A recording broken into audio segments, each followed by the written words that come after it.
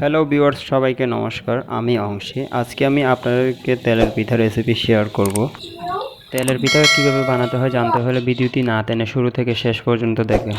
দেখার পরে পিঠার রেসিপি কেমন লেগেছে অবশ্যই একটা কমেন্ট করে জানাবেন। আর আপনি যদি আমার চ্যানেলে নতুন হয়ে থাকেন, অল ভিডিও নোটিফিকেশন পাওয়ার জন্য সাবস্ক্রাইব করে পাশে থাকা বেল আইকনটি অল করে রাখবেন। আমি এখানে পিঠার সব উপকরণ নিয়েছি। এটা হচ্ছে নারিকেল কচি করে কেটে নিয়েছি। এটা হচ্ছে বিনি চাউলের গুঁড়া। এটা হচ্ছে পানি, তেল, লবণ আর চিনি।